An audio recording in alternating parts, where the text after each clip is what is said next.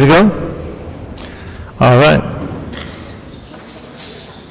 Welcome to the Planning and Land Use Committee. I'm joined by the Honorable Councilmember Paul Koretz. And we are anticipating Councilmember Hillside? Yes? Okay.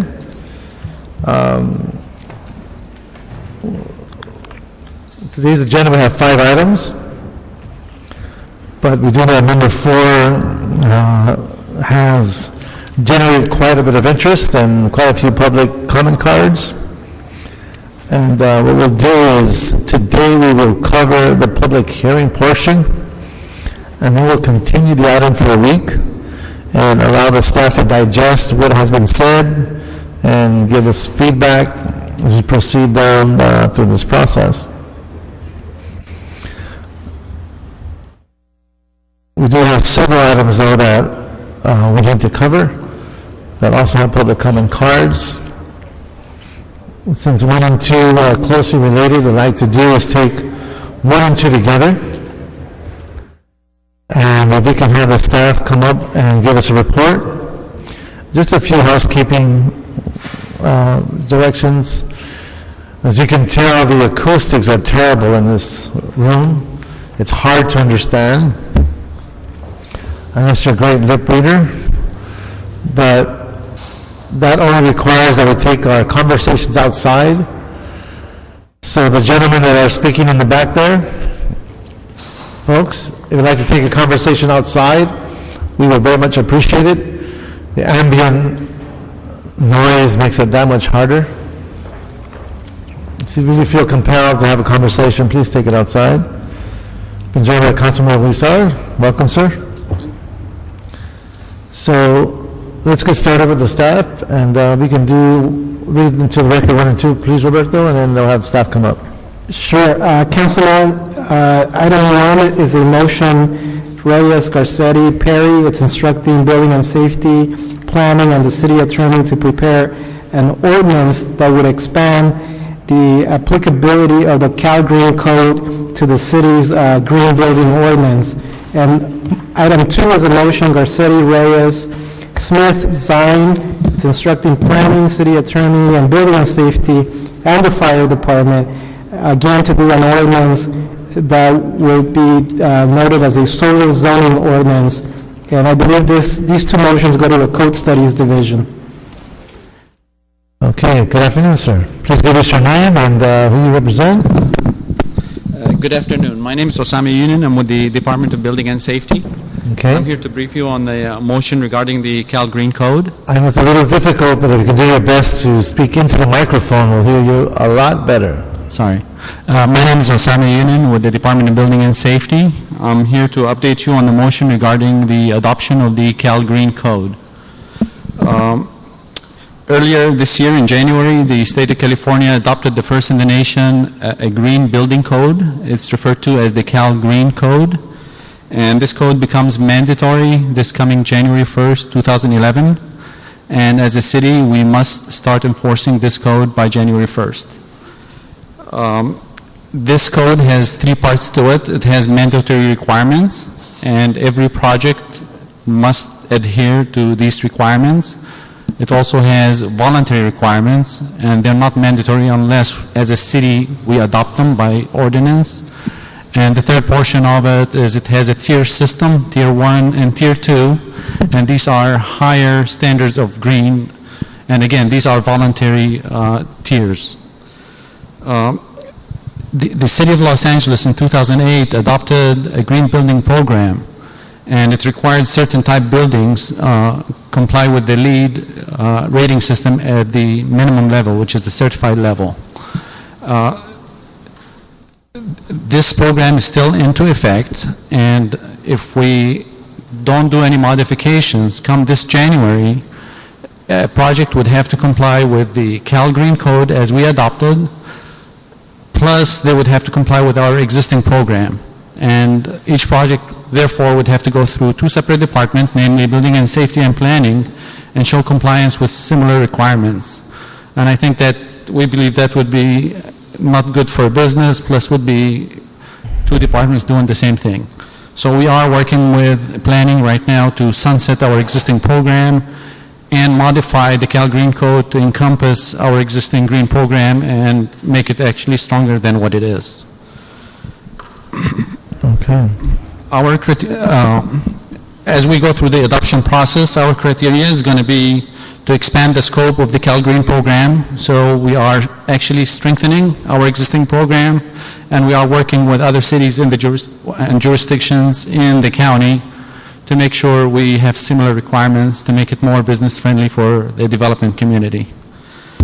As far as the Cal Green program, we looked at some estimates so far, is going to affect over 9,000 projects.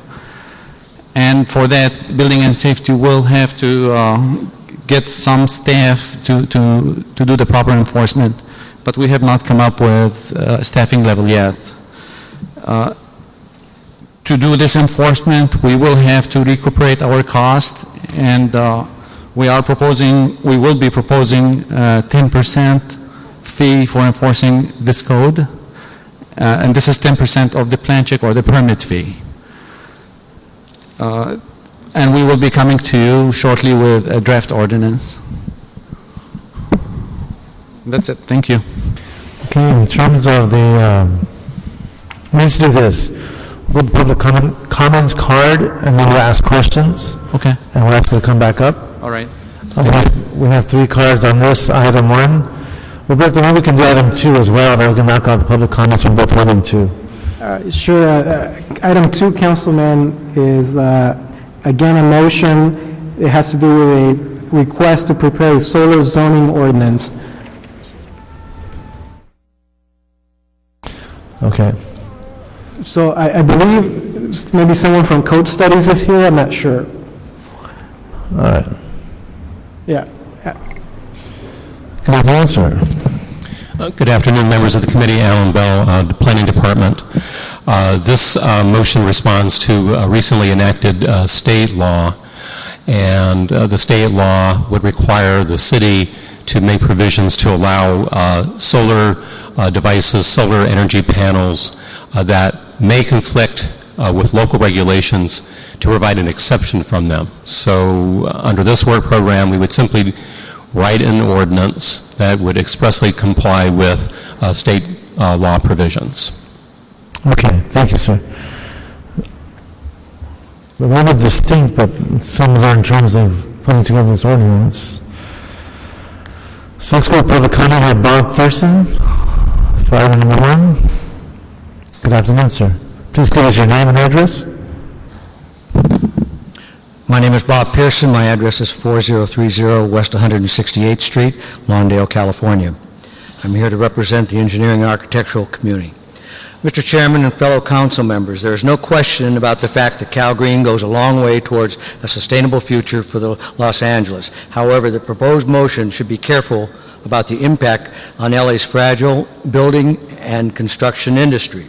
Cal Green is comprehensive and is based on the U.S. Green Building Council's LEED format. Submittal to USGBC is optional in order to reduce the impact on construction cost. The City of Los Angeles has one of the highest costs for permit fees. There is already a charge for electrical, HVAC, plumbing, and building. The concern of the industry is that the cost of new personnel at LA Building and Safety and the Planning Department will be passed on to applicants in higher fees. Currently, applicants pay an energy fee. We propose that that fee be used to train existing personnel to handle the new task. The Planning Department has been currently reviewing the plans submitted under the existing LA Green Building Program and could possibly assist in training the LA Building and Safety staff. Training is very easy. There is no special training needed. The Cal Green Code is 200 pages divided into 5 sections. The enforcement is written in clear language by the state, and they have a PowerPoint that shows the requirements. The International Building Code and Universal Plumbing Codes are changing their codes constantly, and there is no additional training and/or fees required. The adherence to the code will be in most cases already put in place by the architectural and engineering community, much like AB 1953 has been implemented. This is a mandated code and puts the state of California, and more importantly, the city of Los Angeles, on the same track as Australia in mandating conservation. As of the last increase of October 209, there's been an increase of 35% in fees. There is no need for hidden fees. Thank you. Sir. Appreciate your attention. Thank you very much. Michelle, I believe it's Garcia? Sorry for mispronouncing your last name. It's hard to read the letters there. It's okay. It's Garakian. Okay. I'm from the Los Angeles Business Council. We were instrumental in helping organize the coalition and pass the Green Building Ordinance. We've met extensively with Osama Yunan and members of the Department of Building and Safety since the Green Building Code has come up, and we are in support of blending the two codes.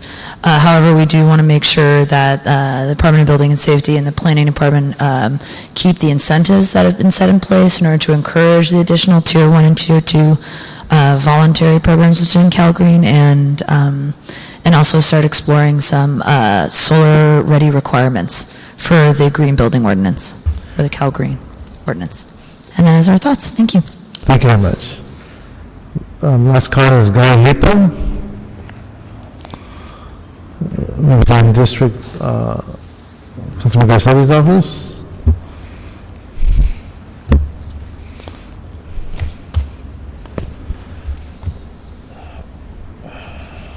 I'm here representing the council president to speak to the solar ordinance motion, and just to show the council president wanted to put in his support. He put in the motion, and it's very important to incentivize solar in the city, and we think that a zoning ordinance to really streamline permitting and to pick different areas in the city that we think would be good for solar, especially in lieu of, or in looking forward to an in-basin solar program for with a feed-in tariff and different programs that are moving forward of that nature. So we just wanted to put in his support and hope that this moves quickly. So thank you. Thank you, sir. So we did get the review from the staff. Any questions for the staff on items 1 or 2? We don't have any. Okay. In terms of item 1, as we stated, the regulations will take effect regardless on the first of the year. So we'll have to draft the ordinance by September so that the city is able to be proactive in creating requirements that build upon the huge amount of work that already went into the Green Building Ordinance in place at the Planning Department. This new ordinance will be housed and enforced by the Building and Safety. I'd like to see this, and I'd like to have the staff recommend ways to streamline the state's new code and city ordinance so that we don't duplicate efforts between planning and building and safety.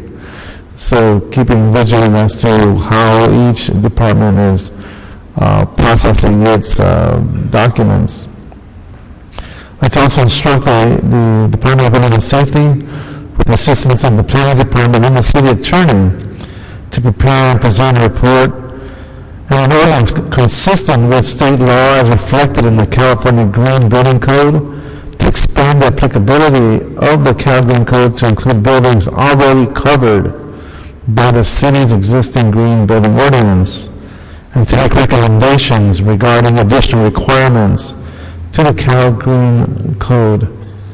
So specifically, I'd like to request that the ordinance cover all residential buildings, all additions, alterations over 200,000, and again, propose the fees, and I think you said it was 10% Right.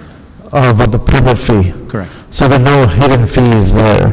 We're making it very clear what the fees are about. So that would cover item 1, and I'll say any other comments from my colleagues on item 1? Please. Thank you, Mr. Chair. Just a question. The motion provides that the planning department and the city attorney will report back with an ordinance consistent with state law. But as I understand the state law, it's not preemptive, and so a city can take more restrictive measures than would be required under the California Green Building Standards Code. So I just want to make sure that it wasn't anyone's intention that the language of being consistent with state law meant that our ordinance should parallel state law, but rather it can go beyond as well to meet the specific environmental objectives that this city has beyond the minimum that's provided by the Cal Green Code. Is that Yes. is that Yes, and again, it's a lot of work that went into the green building ordinance. yeah? And I want to preserve that. Oh, exactly. Make sure that we. Exactly, I appreciate that observation. So make sure that we don't pull back on those measures and policies that takes us beyond what the state requires, and that's the concern that's been expressed. So it is your understanding that we won't. Right. We are able to use local amendments and justify them where the end product will be our green building program as LA City will be stronger than the existing one and stronger than the state as they published it. Okay, thank you. And on item 2, shifting gears a little bit, this is about the rooftops, and have to come on up.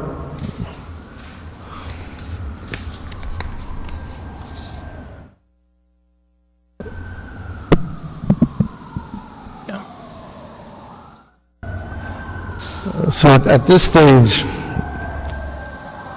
the city is intent in being solar friendly that will allow all reasonable solar arrays, particularly in commercial industrial zones. While there shouldn't be an issue if solar panels are flush on rooftop, new rooftop structures designed to maximize the number of panels or non-solar capture need to be reviewed in residential and other sensitive areas. I would like to see the planning department to convene a working group with the fire department, building and safety, and city attorney to develop an ordinance that addresses these priorities. Any stakeholders wishing to provide input can direct it to this group. Again, I think we should consider Department of Water and Power, since they are a major player in trying to establish the solar panel and just the whole cottage industry and what that can stimulate in terms of economic development. But aligning itself to this ordinance, I think, would be crucial. So to learn from their experience, I think, would be valuable in this dialogue. I'd also like to instruct the planning department in consultation with the city attorney, the assistance of the Department of Building and Safety, and the fire department to prepare and present a solar zoning ordinance within 60 days and streamline the permitting process for solar energy panel structures. Again, learning from experience, if we can also align the Department of Water and Power in that regard to see what they've learned, given processes they've already undertaken. So that would be my directives in both items 1 and 2. We've heard public comment, and our instructions are pretty clear, correct? Very clear. Okay, so any other comments on item number 2 on the solar, sir? Quick question of staff. The California Government Code section that mandates approval of solar energy systems, does that apply only to photovoltaic, or does it also apply to passive solar water heating and other energy systems like that, if you know? I myself don't know. Okay. We would certainly look at that in the work program. If you can, yeah. Yes. I think because the overall policy objective to encourage expediting of installation of these systems, I think, goes beyond photovoltaic, and any systems that we can implement that utilize solar energy to reduce our consumption of fossil fuels is important to expedite. So I would suggest that also be considered as a part of the larger planning process for this. Okay. Thank you. Very good. So we'd like to adopt items 1 and 2 with the instructions as stated. Do you have a second on that? Second, so move. Okay, so that takes items 1 and 2. Item 3, we can adopt. There are no cards on item 3. We can move to adopt that motion. Have a second on 3? Second. Okay, we'll move on item number 3. That brings us, Roberto, to item number 4. Right, 4 is a draft ordinance prepared by the planning department. It's to establish new regulations for single-family zone properties in hillside areas, and planning staff is present. Okay, we have staff at the table. Please introduce yourselves after the staff presentation. If there are no questions from my colleagues, we'll move to a public comment card and we'll continue this item. So you're on. Good afternoon. For the record, Eric Lopez, Department of City Planning, and Jennifer Driver, Department of City Planning. Just going to quickly sum up the proposal. The baseline hillside ordinance is essentially the third part of a three-part program. The first was the adoption of the baseline mansionization ordinance, which has been in effect since June 29, 2008. The next portion was to fix the hillside area map so we have an accurate designation as to which lots truly are hillside and which are not. And now we're on the third part, which is essentially developing similar regulations for the city's hillside lots. After years of outreach and several meetings, we have a proposal for you that essentially does three critical things. The first, it revises the floor area ratio, which is the house to lot size limit in the code, and then it changes how height is calculated, and it also establishes brand new grading regulations. The floor area ratio, or FAR, is similar to the one established by the baseline mansionization ordinance. In fact, uses that as the starting point, but then also proceeds to not only just take into account the size of the lot and the zone, but as also the topography or the slopes of the lot. So it's a citywide ordinance, or citywide formula that actually adapts itself to the real site conditions based on a land survey prepared by a licensed surveyor or registered civil engineer. The height changes essentially changes how the height is calculated from its current method, which actually encourages the tall box-like structures that sort of create a canyon effect along our city's hillside streets, and actually changes it from an overall height, which is the highest point to the lowest point of a building, to be based upon the height's going to be measured along the hill. So it would allow structures to step up or down hills, which tends to be more aesthetically pleasing since it helps to break up mass. The last portion is the grading limits, the brand new grading limits. The current proposal only establishes limits for grading that is outside of what's necessary to build the house that's permitted by the regulations. It establishes brand new on-site grading limits or land alterations, so how much earth is being moved, again, not having to do with building the house, and also the import-export of the earth that is, outside of what it takes to build the house. The existing Department of Building and Safety haul route procedures will remain in place for all other projects, but this provision will supersede that when applicable. We also establish a hillside standards overlay, which allows individual communities which feel that perhaps the numerical values of the regulations we're proposing could be better tailored for that particular community. There's generally two ways to adopt that, either through a applicant-driven process, which would require 75% of the signatures of the people within the proposed boundaries, or essentially not necessarily a particular level of signatures or support, which would be initiated through the city. So that's essentially it. Just to give a quick breakdown of the outreach we've done, essentially for code amendments, there's really no modification requirements or legal publishing requirements in newspapers, but we went ahead and did as much as we could within the resources that we did have. So when we had, for instance, the public workshops and the public hearings were both noticed in the Daily Journal. Every one of our meetings, that's right? Okay. Every one of our meetings we sent notice to an interest list. We carried over the interest list from the baseline mansionization ordinance, giving people a chance to opt out if they wanted to at first, and then kept adding. So we're up to somewhere over like 800 separate individual email addresses. We also created, we had a bit of a web presence. We created a Facebook page for people that were interested in the project to get regular status updates should they choose to do so. We had, early on to develop the proposal, we had 5 kickoff meetings throughout the city of Los Angeles where we gathered early input that actually helped us to develop the objectives for a proposed set of regulations. Using those, we developed a preliminary proposal. And essentially, we released that prior to a workshop and actually held 6 workshops throughout the city. And from that, we gathered further input on the preliminary proposal and actually developed a draft proposal of ordinance provisions, of which we took to the public hearings. And 2 separate city planning commission meetings were held for this. And essentially, that's where we are.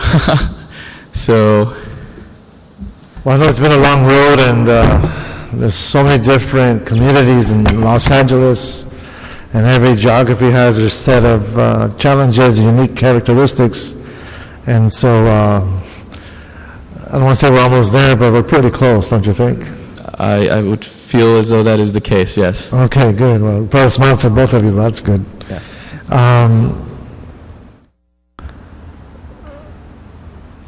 What I'd like to do is, if we can get any of the councilors, any comments on the presentation from our staff? No? Okay, so what I'd like to do is, we have a few council officers that want to present their perspective, give us their insight. We have Renee Weitzer and Sean Bayless. Had to come on up. So that way the public can hear your comments and your points of view as they come up to speak. Thank you, Councilman Reyes and members of the committee. Renee Weitzer, representing Councilman Tom LaBonge. It was Councilman Tom LaBonge who made the proposal for a mansionization ordinance, believe it or not, in January of 2006. The baseline ordinance was passed and is adopted. We have many Hillside communities who have been waiting this for a very long time. We are aware that some people would like to see some changes to the ordinance, but you can do changes and go on forever. There is not a perfect ordinance, and we would recommend that you support this ordinance. We believe that the staff did an excellent job. We want to thank the staff, Eric Lopez in particular, and he handled this very difficult issue in a very fine way. So we support the ordinance as is, and I think we should move on. Thank you. Thank you, Ms. Weitzer. Sean Bayless with the Councilman Paul Koretz office. Sean Bayless, Councilmember Paul Koretz office. Councilman Paul Koretz, who I represent, also supports this ordinance. Definitely like to see this ordinance move forward. I know that we've passed out some thoughts and recommendations with regards to the ordinance. Eric Lopez has done an outstanding and bang-up job on this ordinance and has really done an amazing job. We would like to, I just want to briefly touch on those 4 issues that we have, and that is we have concerns with regards to the exempted grading portion of this. Feel that the exempted grading should count for something towards the overall grading as outlined. Additionally, we have concerns with regards to the ZA's authority when it comes to no limit to allowing for the import and export of grading of material. Third is we also ask that those most extreme hillsides have the most stringent soils and geotechnical information attached to them.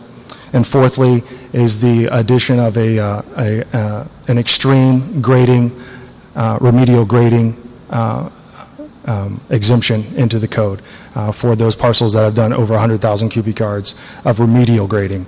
And those are our 4 points, but we definitely don't want to convolute the conversation too much, but feel that those 4 points are the most important. And you did have that in writing for the Yes. committee? Okay, so that's Yes. on the record. And I can give you copies right now if you'd like. Okay, great. Thank you. Thank you, sir. I believe it takes care of the council office. Any other council office present that I have yet to recognize? All right. Let's go through the cards, and folks, if you state your name and address, and keep your eye on the clock, it's 1 minute. We're going to be in eloquent letters. If you can get to your point as quick as possible. If there's any new information, we'd love to hear it. If the person before you or persons before you have already stated what you wanted to say, it's okay to say I agree with the previous speaker and give us any new information. So again, I welcome you to City Hall and I'd like to ask the following persons to come to the microphone. Robert Anderson and Jack Allen, please come on up.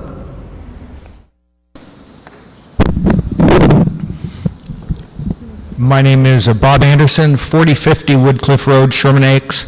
I chair the Sherman Oaks Homeowners Association Hillside Committee, and we also applaud the efforts of Eric and Jennifer in preparing this. We've worked on and supported the Hillside Ordinance for 2 years and are concerned that the City Planning Commission's recent changes have diluted critical neighborhood protections. We understand the need to compromise to a point, but feel these changes have gone too far. We propose 8 recommendations to strengthen the baseline Hillside Ordinance protections. These are fully explained in a letter that we submitted. It is on file with the Plum Committee. I'll summarize a couple of these. Count 75% of exempted cut and fill against grading limits. Issue grading permits only after issuing, not approving building permits. Add a 10% limit to the ZA's determination. And reinstate the prohibition against grading on extreme slopes. Thank you very much. Thank you, Mr. Anderson. Jack Allen, then we'll have Stephen C. Twining. Good afternoon, sir. Thank you very much, Chairman and members of the Council Committee. I'm Jack Allen. I'm the president of the Palisades Preservation Association. We strongly urge you to adopt the ordinance as is. We've been working for factory reform 22 years ago to attack this cancer of mansionization in our hillsides and in our communities. And so we want to see this go through as quickly as possible. We've made studies of the economic impacts. We've found that have no viability because you can't build on these many of these vacant hillside lots because they're too steep or they're geologically unstable and the banks won't even lend money to build on them. So the assumption that you can build on all these lots really isn't supported by the facts. So we urge you to get this ordinance through as fast as possible. Thank you very much. Thank you, Mr. Allen. Stephen C. Twining, then we'll have, I believe it's Mrs. Patricia Bellhurst. Good afternoon, Councilman. I'm President Emeritus Bel Air Beverly Crest Neighborhood Council. And your name?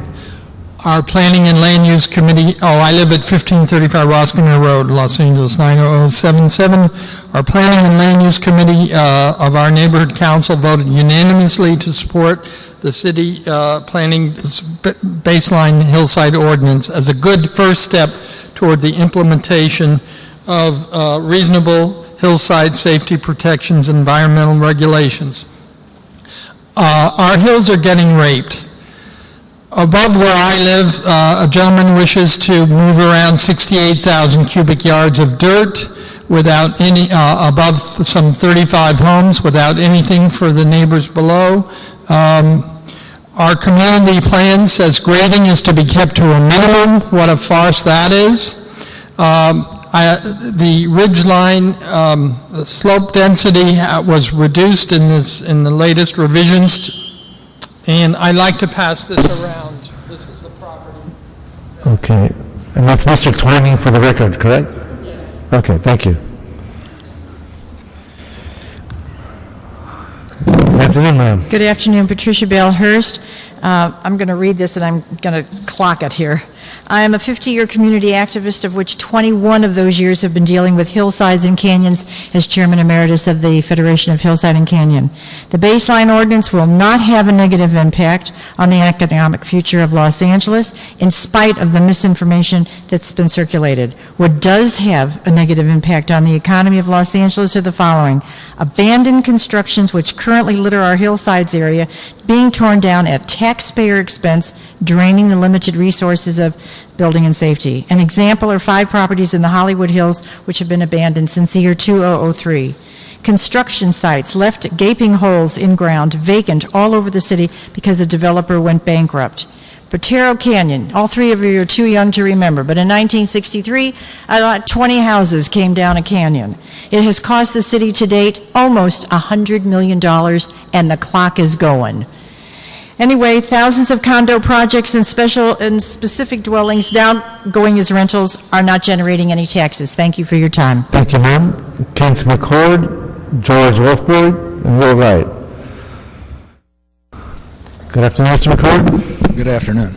My name is Kent McCord. I'm a resident at 1738 North Orange Grove Avenue. It's a block east of Fairfax, a block north of Hollywood Boulevard. And I've been a resident in that area for over 45 years, and an owner of my home for over 40. In the last 15 years, the unmitigated developments that have occurred above our house have created runoff problems, have created runaway trucks coming down the street full of dirt, have created washouts that have occurred as recently as this last rainy season. When we had the 38-inch year, it was an unmitigated potential disaster that occurred with a washout behind a house that had been built into the hillside. I totally support what has been proposed here, and think it's time and possibly too late for some neighborhoods, especially the neighborhood above our home, where building has gone on and the mansionization continues. So I totally support what has been presented here and stand behind it, and those of you who support it also. Thank you. Thank you, Mr. McCord. Thank you for your time. George Wolfberg, Will Wright. George Wolfberg, address is P.O. Box 3441, Santa Monica 90408. I'm the president of the Santa Monica Canyon Civic Association. We were incorporated in 1946, one of the oldest such organizations in the city. We have a lot of our community come to us within the last 10 years, pointing out that the community that they wanted to live in has been changed because speculators come in, tear down, clear cut, build out in all ways, and just mansionize. We've surveyed our community in 2004. We asked 4 questions. Are you concerned about potential mansionization? Are there homes in your neighborhood that you feel are out of scale? Do you think the current balance of greenscape to buildings should be preserved? Would you prefer utility lines to be underground? 98% said yes. So we support, our board supports the ordinance. We support the previous speakers. We hope that you can adopt it. And we also commend Eric Lopez for a terrific job. Thank you, Mr. Wolfberg. We do have, if I may, Mr. Wright, we do have Councilman Tom LaBonge in the room. Would like to speak, sir? Okay. He's got... Thank you. Architects are friends. Will Wright. Hello, thank you. My name is Will Wright. I work for the American Institute of Architects, and we do enjoy Councilmember LaBonge's support, so thank you for that. I'm here to represent the AIA's perspective on this. We do want to commend the planning department, the process they've gone through, their outreach to us, the outreach to all the other professional organizations and citizens. Eric Lopez and Jennifer Driver have done a fantastic job. We have issued a letter that has some specific recommendations on how to improve the ordinance. We agree with the objectives of this ordinance, but we feel there's a few things that can be cleaned up to make it more effective. A few of those regarding the slope band analysis. This is a very complicated and very emotional issue, and we realize that there is a lot of work to be done with this, but we do recommend the process. We also think that the minimum threshold for square footage might, if it's increased to 2,000 square feet for a house, might be more reasonable at this time. And for the record, we'll submit our letter so that you see all those details. Thank you for your time. Thank you, sir. Welcome to the Planning and Land Use Committee, Councilmember LaBonge. Thank you very much. Mr. Reyes, thank you for your leadership always on land use matters, and Mr. Weezer as well. I just wanted to say how important it is that we craft something and get it going, because here's what's happening. There's no new land left in Los Angeles, so any land, whether it's in El Sereno, Highland Park, Hollywood Hills, Santa Monica Mountains, or in the surrounding rim of the valley, Baldwin Hills, someone who comes says, okay, I'm going to have to grade that. Then they grade it, and they spend a lot of money grading it, and they say, well, then I got to build the biggest house ever to try to recoup it. We have to use, and I know what Mr. Will Wright just spoke of, architects have to think smart and develop what they did originally in Highland Park. There's big, beautiful homes in Highland Park, but they're contoured to the environment. There's big, beautiful homes, and the mid-century homes in El Cerrito, but they're contoured to the environment. And I think that's what we need to do. This afternoon, I just went out to West Boulevard in Pico, and on the way back, I went down Crenshaw through St. Charles and through Lafayette Square.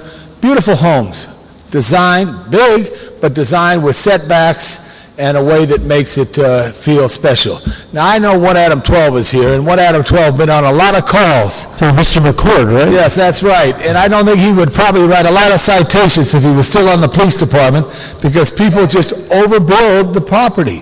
The key to hillside development is the view, but not to obstruct the view of the environment. So it can be balanced out. And I know there's some parcels that have unique challenges that you will have to make decisions on, that you always are fair in trying to interpret those decisions as a committee. But I just wanted to say we have been a long time, and people are here because they love their city and they love their neighborhoods. The city of Los Angeles is a city of great neighborhoods, but we cannot overbuild to where we lose it. I call it the Doughboy effect, or the Michelin tire effect. You get a choice of whichever you want. Something so big that it doesn't look good. And it can be done right, and I just want to thank you for your great leadership on this, Mr. Reyes, to try to find something that works for everybody. But I know the people want to see something now because they get disappointed when they see too many Holiday Inns in residentially zoned areas, if I could say that. There's a Holiday Inn off Outpost. You can't rent it for the night. You can't even, someone sleeps there, but it's so big it looks like a Holiday Inn. Let's not do that. That clarifies that one. Stop me now like Mr. Garcetti does. Thank you. Councilmember Burns, thank you very much.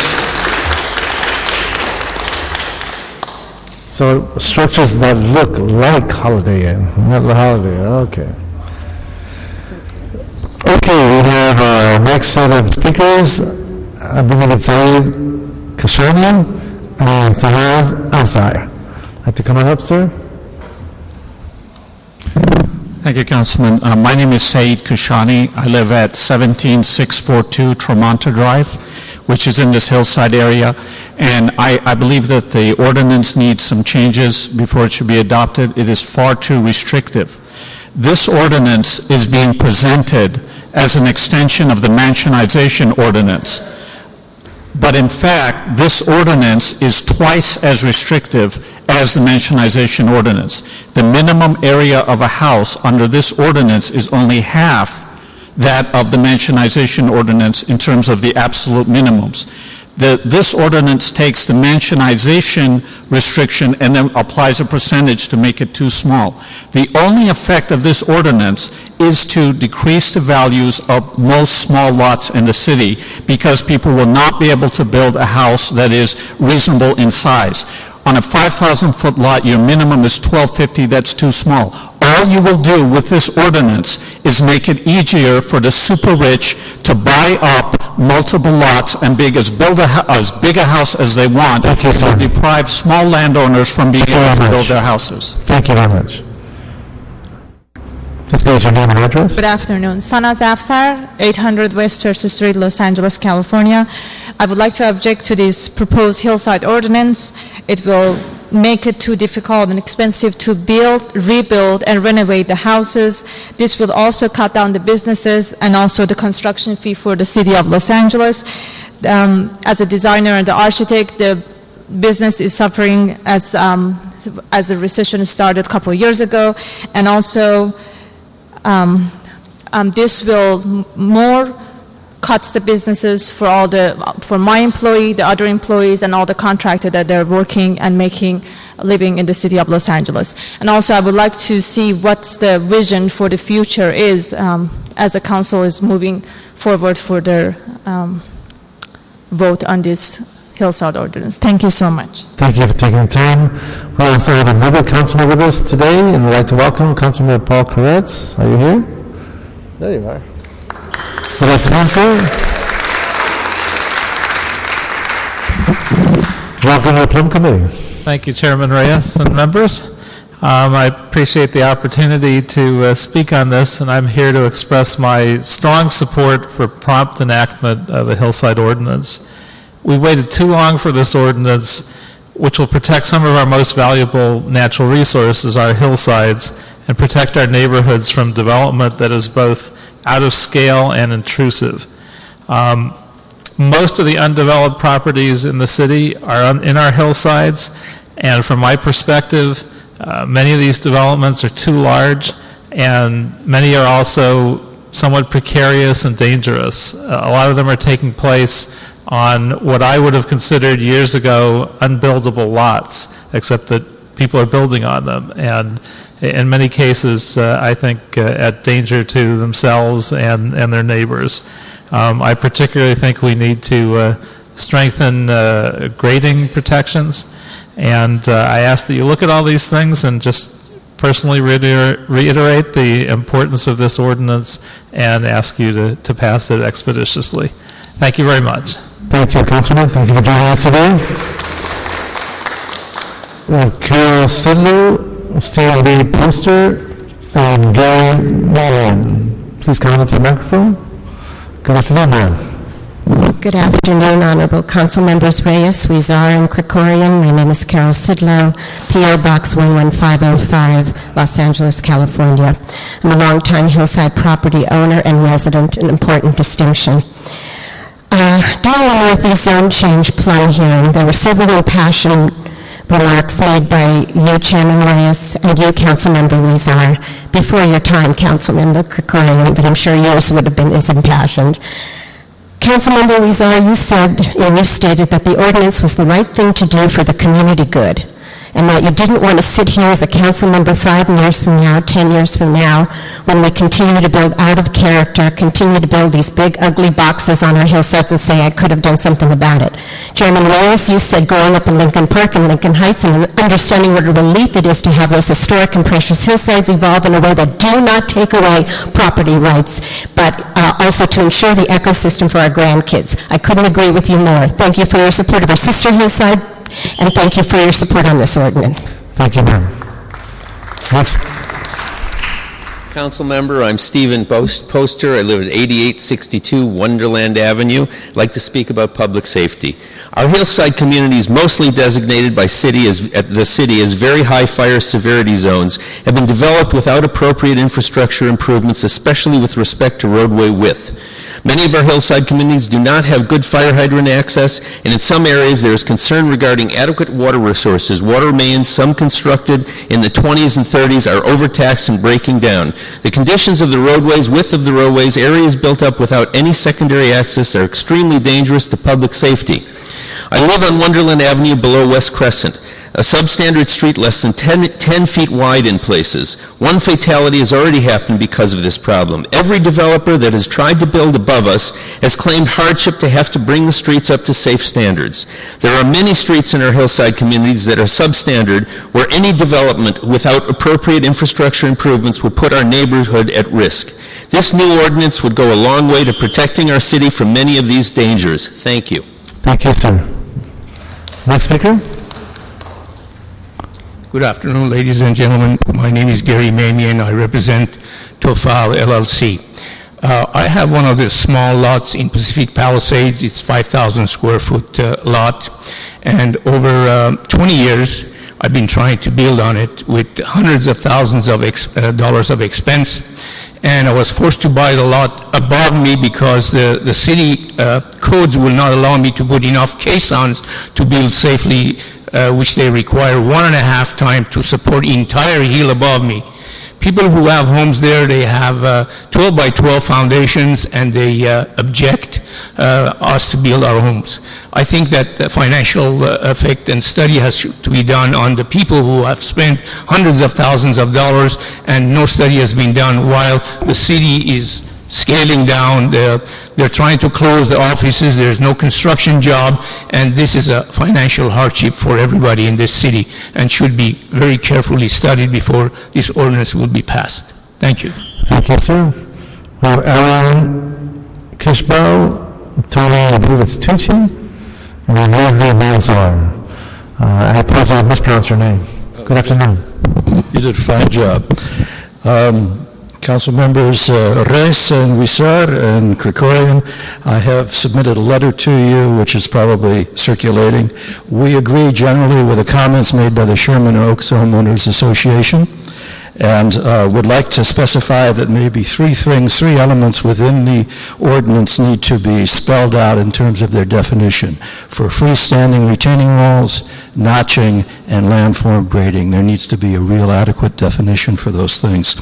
I would also like to thank very much the work that's gone on from Eric Lopez, Jennifer Driver, and others to make this ordinance workable. Thank you. Sir, just for the record, your name again?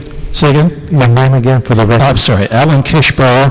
I'm the chair of the Mulholland Scenic Design Review Board, and the letter is on that letterhead. And my address is 8136 Coronet Drive, LA 90046. Thank you for joining us, sir. Thank you. Good afternoon. Hello. My name is Tony Tucci. I reside at 2300 Stanley Hills Drive in the Santa Monica Mountains in the hills. I wanted to improve my home a few years ago, about 4 years ago, and I looked around and I saw that we were doing too much at the same time. And that's when I started to look at my city government working. I looked at the planning department, I attended the workshops, I saw how well vetted this thing was, and I saw how only recently, in the past few months, by what I would call a minority of individuals who suddenly realized what could affect their property, I saw the grading being eroded from the ordinance. So I would like you to look at some of the issues that Councilman Koretz had in the grading portion of that ordinance. I looked around at other ordinances like the Northeast and the Oaks ordinance and this BHO in the Flats, and I just want you guys to know that, I want parity. I want this too, because all I have really is to protect my neighborhood is the general plan. Thank you. Thank you, sir. Thank you much. Good afternoon, ma'am. Good afternoon. My name is Leslie Mansour, and I live at 2062 Stanley Hills Drive. I think it is vital that this long overdue ordinance be approved with no further concessions to development. We moved to Laurel Canyon in 1976. Back then, if you wanted to live in a big house, you didn't live in a canyon. If you wanted to live in the canyon, you lived in a small house. The average size of the houses then was 1,200 square feet, which made sense given the winding, narrow roads of anywhere from 16 to 12 feet wide and the minimal infrastructure. The lots are still small, the roads are as ill-maintained and substandard as ever, the infrastructure is still minimal and extremely difficult to maintain. But defying all logic, in the past decade or so, houses have increased 4 or 5 times the original size. Natural beauty, silence, views are disappearing with wildlife and native habitat. Quality of life is deteriorating along with public health and safety and environmental integrity. And I would just like to pass out, as far as public safety goes, a letter that Chief Craig Fry wrote on our behalf 3 years ago, along with photographs of an incident that took place just this morning. Thank you. Thank you very much. Don Keller, Maya Zudler, and Louis Krukover. Good afternoon, sir. Good afternoon. Thank you. My name is Donald Keller. I live at 808 North Kempton Avenue in Brentwood, 90049 for 51 years. I notice on the agenda, in item 4, it says, create new grading regulations. Those new grading regulations were originally proposed by the planning department, very ably, Mr. Lopez and Ms. Driver, during those workshops you mentioned. However, they are not on the document that's before you this afternoon. They've been stripped out of there. And so, as the Vice President of Brentwood Homeowners Association with 3,500 homeowners, mostly in the hills of Brentwood, we join with the Sherman Oaks Homeowners Association, 3,000 homeowners. That's now 6,500 homeowners and we join with them in their recommendations that the grading regulations be restored to the document. Thank you very much. Thank you, sir. Maya Zedler, and I have Ross Kokover. Thank you. Good afternoon. Maya Zettler on behalf of VICA, 5121 Van Nuys Boulevard, Sherman Oaks, 91403. On behalf of VICA, the Valley Industry and Commerce Association, we are here to respectfully request that you continue this item before you today so that the newly established Office of Economic Analysis can fully vet this issue. The City of Los Angeles is moving forward with plans to create a new Office of Economic Analysis that would determine the economic impact of the proposed city ordinances and regulations. We believe this is the perfect first example of what this new office should review. We strongly believe that this baseline Hillside ordinance should be fully reviewed and vetted by that new office before it is reviewed before the Plum and ultimately before the City Council. VICA respectfully requests that you continue this item until this new office can fully vet this and review this new ordinance. Thank you for your consideration.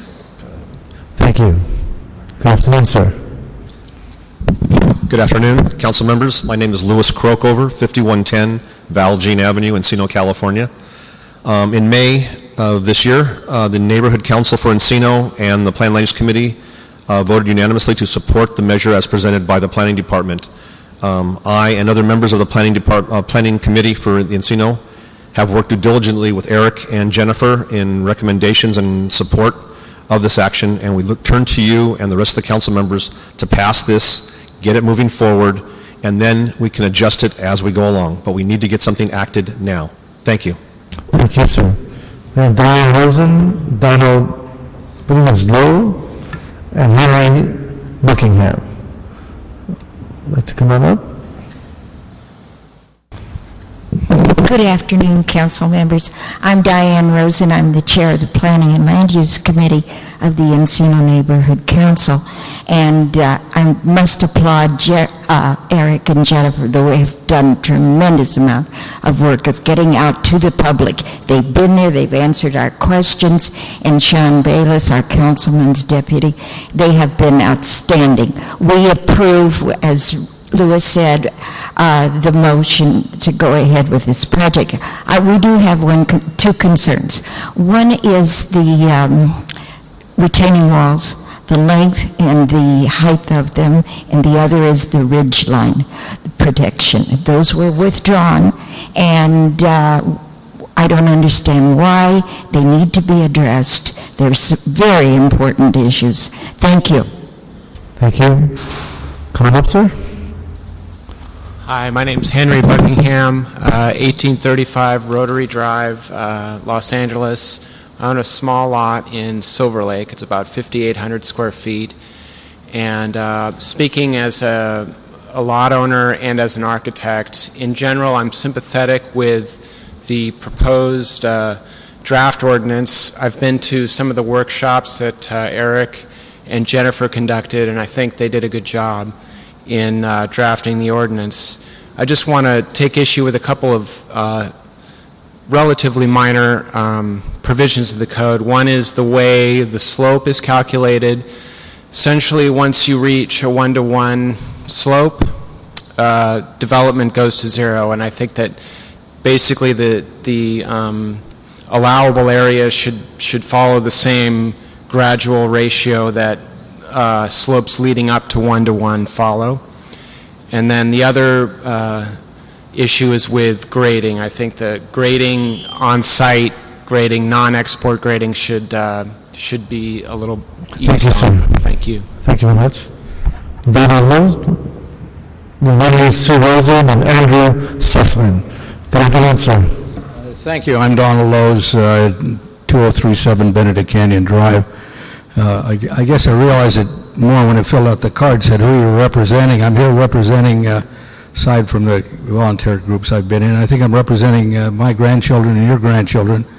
I recall the the times that we've been here before passing the Hillside Ordinance, at that time, the then city attorney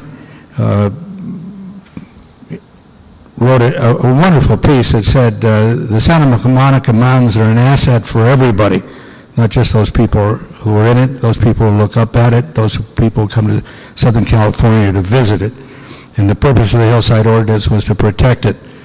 Councilman then and now Supervisor Yaroslavsky was the first one in the record, and I've been through the record 3 times, to use the word mansionization publicly in the record, and so it's been a number of years since we've been trying to get this thing passed. There was a small exception at that time to prevent a taking, if I may. Can you conclude, please? I'd like to just continue with the legislative history because... quite a few cards. I'm going to refer to everybody else. We have about 1 minute, so please conclude. May I just call your attention to the legislative history? We're in a continuum. I'd like to call attention to a letter to the mayor by one of our students at that time, and he said, "Dear Mr. Mayor, don't let them tear down the mountains. God isn't building anymore." That's for everybody, not individuals. Thank you very much. I apologize. Thank you very much. Good afternoon, ma'am. Good afternoon.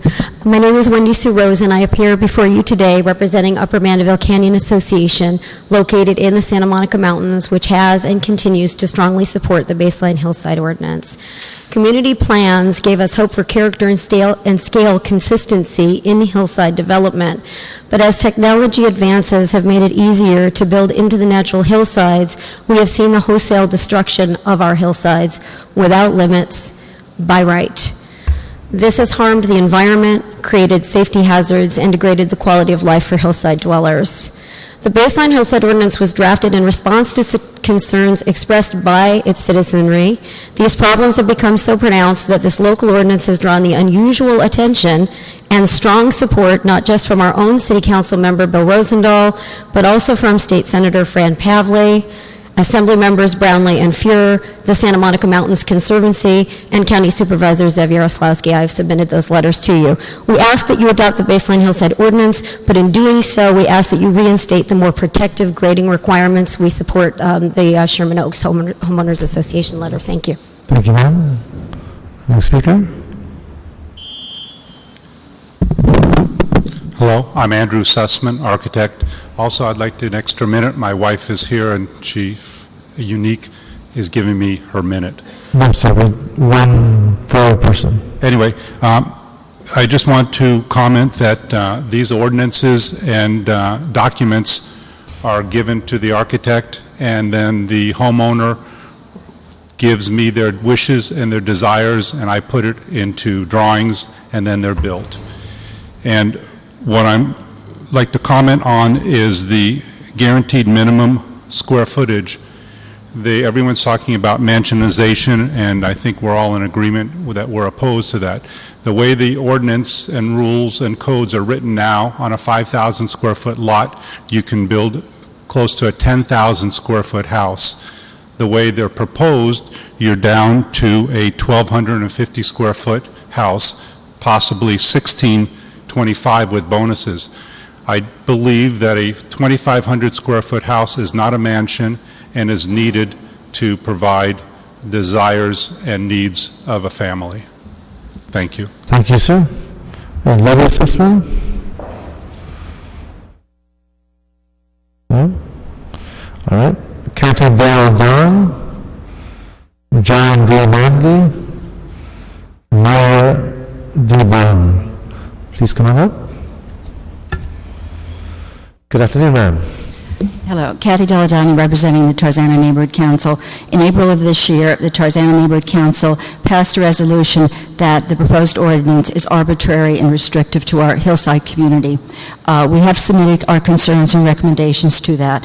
We noted in your communications to Plum that you have organizations, associations, very small ones, like residents of Beverly Glen. They probably should look into forming a special district to keep their charming community. Another one, Sherman Oaks, they've gone off the deep end by suggesting that they be given the right to police their neighborhoods. Is this an invasion of privacy? Do they want to be the vigilantes of Sherman Oaks? And it's also sad, even we have a small association, the Tarzana Neighborhood Council, the Tarzana property owners. We don't want to be confused with the property owners who actually have, unfortunately, sadly, board members have been targeting ethnicities as a way to support the proposed ordinance.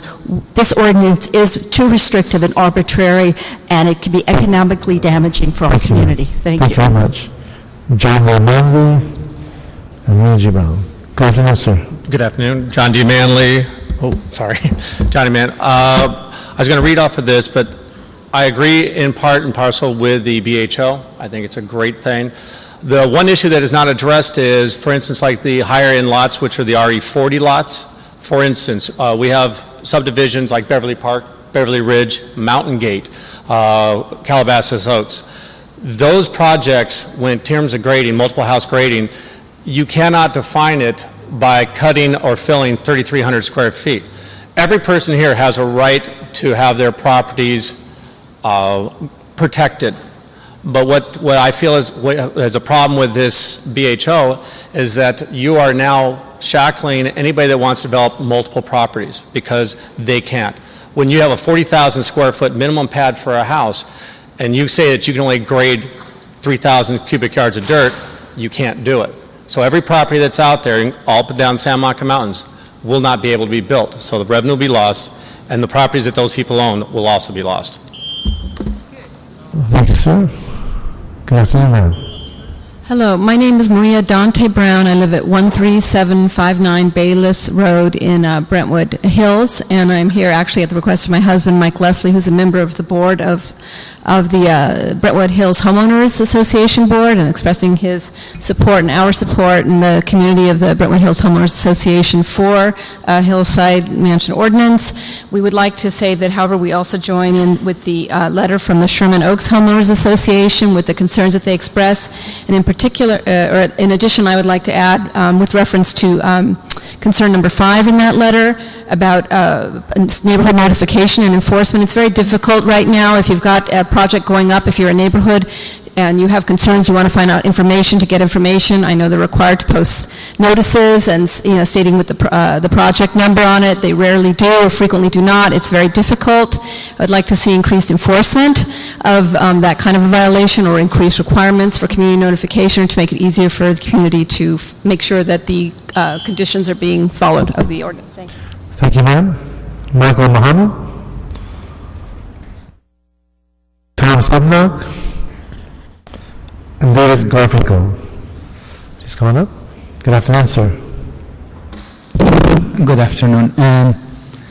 My name is Michael Mohammed Givechian, and I am a homeowner, as well as I have a unique background. I am both engineer, and I have master's degree in architecture and civil, structural, and architectural. So I can see this thing from all different angles. I've been, first of all, working with Mr. Lopez and the team, Jennifer. I commend them. They've been doing a great job. In concept, I agree with this ordinance, but I think there are still little modifications need to be done. And a few of them, I don't have time enough, but I will just quickly, just to make sure that we don't leave these things, the plan checkers, to make their decisions. When most of these existing lots, the land has been already altered. And if we don't make it clear, the plan checkers are going to be, they don't know what to do with it. We have to insert the word existing there. So when they are doing the slope analysis, thank you, sir, that's the slope analysis of the existing land. Can I suggest you put that in writing, submit it to the committee? Thank you very much. Yes. Thank you, Mr. Thank you very much. Mr. Stemmer? I would like that minimum to be increased to 2,000. Okay. Please submit that in writing. Thank you. Mr. Chairman, I'm Tom Stemnock with Planning Associates. I'm here representing myself. I came to the city in 1965, and I have about 45 years experience in planning and development of hillside properties. I basically can't begin to tell you the concerns I have, but I'm going to submit you a letter. Specifically, there are about 12 items in the recommendations from the Planning Commission that have yet to be put in ordinance form that I think are just unworkable and quite frankly don't make sense. And to give you an example, on page 20, subparagraph 8, the language of that paragraph seems to reduce the requirements for fire protection. In other words, you do not have to sprinkler your home if you're on a standard hillside street, or if you are, can't remember the other, less than a mile and a half, less than a mile and a half from a fire station. Right now, the code says anyone in a hillside area must have sprinklers. I don't know why they would do that. I'm not sure the fire department's agreed to it. And I'm running out of time, but there's similar items that I'm going to present to you in a written report, and hopefully it'll be incorporated into an ordinance. Okay, great. So we'll have that in writing. Yes. Thank you, sir. Thank you very much. Dan Garfinkel, Rose Morales, and Eric F. Edmonds. Good afternoon, sir. Good afternoon. I'm Dave Garfinkel, President of the Tarzana Property Owners Association. I've submitted a letter with our concerns. We are strongly supportive of the ordinance. We've worked for passage of the mansionization ordinances for 3.5 years now. Let's get it done. It's 4.5 years since Tom LaBonge put the motion before the council. Bob Anderson from Sherman Oaks has mentioned some of the concerns we have about grading. We agree with that. I don't know what the number is. Many thousands now have expressed that today. We also are concerned with some of the bonuses. Bonuses for large lots in the RA and RE20 zones are not bonuses, they're giveaways. Most of the things that they're providing bonuses for in terms of the side yard requirements, the 18-foot envelope height, the multiple story option, and the green option to make no sense. They're already by the basic ordinance. Do you have that in writing as well? Yes. Okay, great. Thank you. Mr. Morales. Wow. Thank you. It's always refreshing to find somebody who could pronounce me. Anyway, I'm Louis Moraz. I live at 904 Elyria Drive in Mount Washington. And first of all, it's refreshing to see the Planning Commission catch up after 19 years of us having our specific plan with a lot of this stuff already in it. And we just want to make sure that we are exempted from any of the weird rules of this. And as a licensed architect and a developer at one time, I have yet to see anybody use a 1-foot contour survey map other than Dodger Stadium. You just don't do it. You do 5-foot contours or they charge you billions of dollars. And also for Eric and Jennifer, it says here, tell them to check with the city attorney before they go too far. Our document had about 24 pages, and the city attorney cut it down to 6 so that he could get in 15 pages of how to appeal this. It's just a different concept on those people. Also, that's pretty much all we really get. You get no time left, so I'll go home. Thank you. You can submit your comments in writing as well. We sent ours from the Alliance. Thank you, sir. Good to see you. Eric F. Edmonds. Thank you, sirs. My name is Eric Edmonds. I am the president of Brentwood Hills Homeowners Association. We represent approximately 400 homes in the West Ridge of Mandeville Canyon, a very hilly area and one noted for its views. So we're very interested in this ordinance and we strongly support it. With the possible exception of fire and earthquake, there is no threat to our community right now greater than mansionization. And it's already begun to infiltrate into our community. This is much needed, and we support it. We are a bit concerned and disappointed that at the last iteration of this process, and it's been a long process, important protections on grading, in particular, were taken out of this. And we strongly agree with the position of the Sherman Oaks Homeowners Association, as well as Mr. Koretz, Councilman Koretz, in his concerns that these need to be included in the statute. Thank you, sir. Thank you, sir. We have Catherine Gordon, Paul Anderson, and I believe it's Chavez Powell. Good afternoon, ma'am. Catherine Gordon and I are swapping minutes so that I can get my children out of here. My name's Elizabeth Botsford, and my address is 2022 Stanley Hills Drive. When the hills were first developed, they were some of the very small amounts of places in Los Angeles that did not have racist CC&Rs, and therefore a very multicultural, multiracial society developed there. In the last 20 years, because of the process of McMansionization, the hills have become a white man's playground, and that is reflected by the ethnicity and gender of all of the developers in this room. Last time I was at a meeting about this, one of them said, when was the last time one of your friends or you went shopping for a 1,500 square foot house? That is not a question you may ask. You may only ask questions about how to advance the rich society in which we live, rich in diversity. You may not ask yourself how to advance only the interests of those who are rich in material wealth. Thank you. Thank you, ma'am. Paul Anderson, Chavez Pearl, okay, Christopher Bolenbach, Louis Becker, Mark Stratton, okay. Hi, my name is Lois Becker, and I live at 3100 Corda Drive, LA 90049. I'm president of the Bel Air Skycrest Property Owners Association, and we strongly support the Hillside Ordinance, and we strongly supported the more protective grading restrictions, and we ask that you restore them. And we want to commend again Eric Lopez and his team for the really great work they did with the communities to create this document. Thank you. Thank you, ma'am. Good afternoon, sir. Good afternoon. Mark Stratton, Bel Air Skycrest. I'm here also to support the ordinance strongly. I just would like to remark that the difference between the flats and the hillsides are the slopes, and this ordinance is supposedly going to protect those slopes, and unfettered grading jeopardizes the slopes. So like other people who have spoken, I recommend that you reconsider the grading restrictions and put them back in. Thank you. Thank you, sir. Our last speaker is Adele Lutz. Adele Lutz, are you here?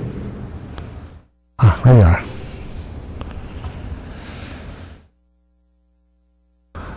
Good afternoon, ma'am. Hello and thank you. I live at 7964 Willow Glen Road, have been there for about 25 years. Recently, I was visiting the fire station to ask about 5 abandoned McMansions on a road adjacent ours. Behind the fireman was a map with yellow squiggly highlighted lines, and I asked, what are those? And he said, oh, those are the roads that the fire engines can't get down. We're in drought. Power outages are very common up in Laurel Canyon, and I frankly worry about this continuing and fearsome burden. The ordinance is reasoned. It takes into account value of place, stewardship of the canyons. Should we not hold as vitally important friendliness in community, reverence for nature, and accountability to those in the future to whom we will pass on this land? The hills are the lungs of LA, and there are green treasures. Thank you so much. Thank you, ma'am. And that concludes the public comment. Any questions or observations, my colleagues? You have some questions for our staff? For our staff, please. Mr. Lopez?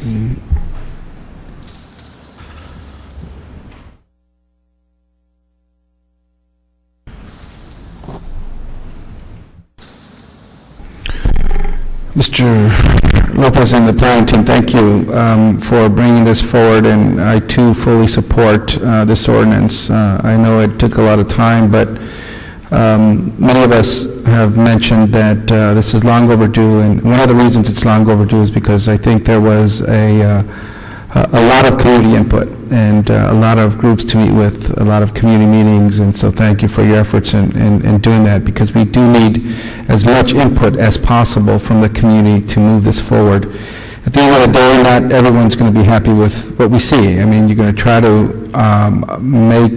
fulfill the mission and goal of why we started this effort, but at the same time, not everyone's going to be happy with the final product. My one question is this, is that myself and Mr. Reyes actually worked hard to move forward the Northeast Hillside Ordinance, which is now protecting our hillsides in those areas from overdevelopment, and it's making them a lot more safe, and it's keeping the character of what's being built consistent, which is something that had not been happening. And so when you look at those beautiful hillsides, because we have something like this in place, you would see all kinds of different types of homes going up that didn't fit nicely with the beautiful hillsides that we have. My question is this: the Northeast Hillside Ordinance, that is going to remain, the ordinance we're speaking about today is separate and they do not overlap, correct? Yes, they're specifically exempted from the provisions that would apply normally. Yeah.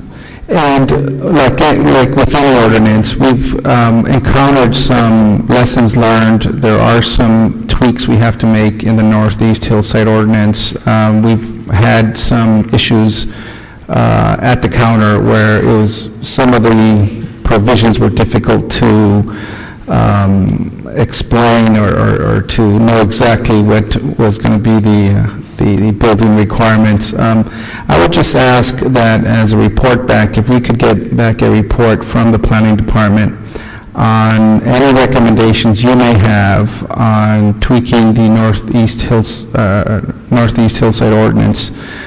Because as you went through this process, I also understand you were using the Northeast Hillside Ordinance and looking at that, and you learned a lot from that and are finding better ways to implement what we wanted to implement in the Northeast. So I would just ask if you could go back and give us a report on any recommendations you have, now that you have this ordinance, that could fulfill our goal and mission with that other ordinance, but that would make it a lot simpler and easier to move forward on that.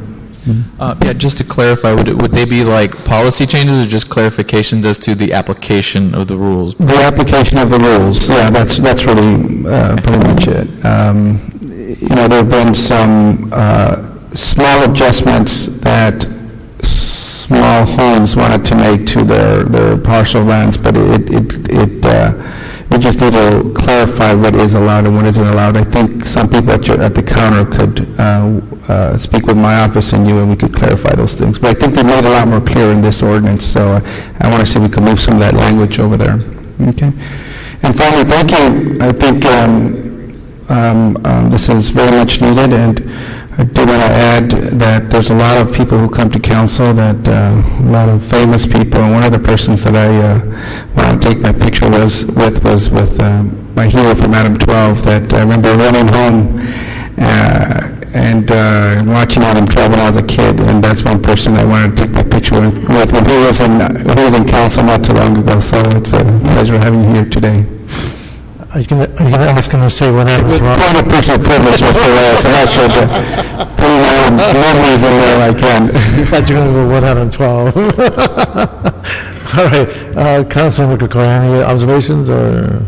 No, I guess I just want to take a moment to really applaud the planning staff for first of all, for the extraordinary outreach that you've done to the community. And it's clear that this policy, which is one of the most challenging policy areas you can delve into when you're trying to strike the right balance between people's ability to enjoy their own property rights with preserving the character of a neighborhood that makes that property worth having in the first place, and the property rights of neighbors, and that's a very, very difficult thing to do. And I think Mr. Rizzo is right. At the end of the day, any policy you do in this area is not going to achieve 100% approval. Someone is going to be dissatisfied with this.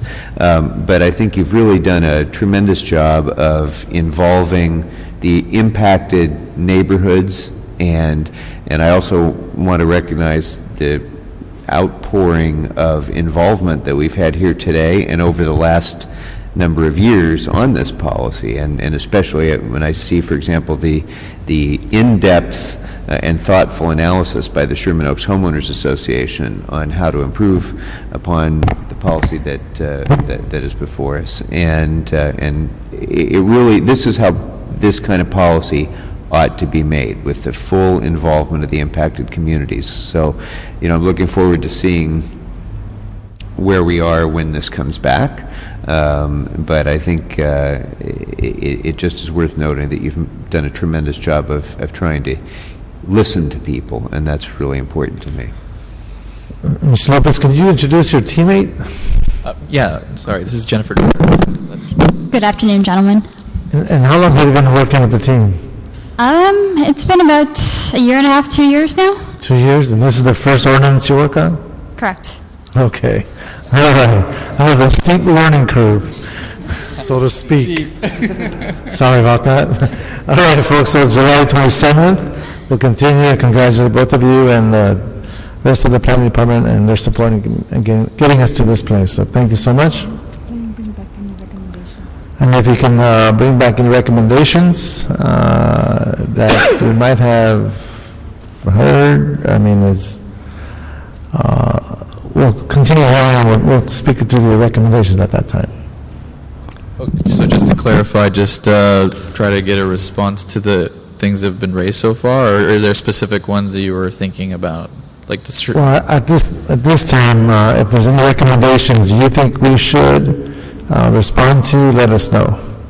Okay? If not, we'll find there too, and we'll go from there. This hearing is about listening to our constituents, our stakeholders, and having this give and take. So let's keep moving forward. Okay. Okay, so July 27th. Right, Thank July you. 27th.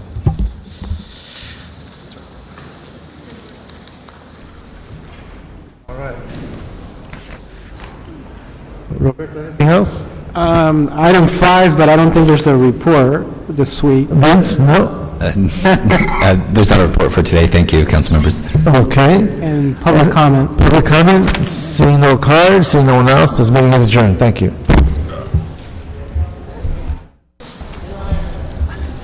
I was up in audits committee, so I missed the beginning, so we had, it's Madam 12 here?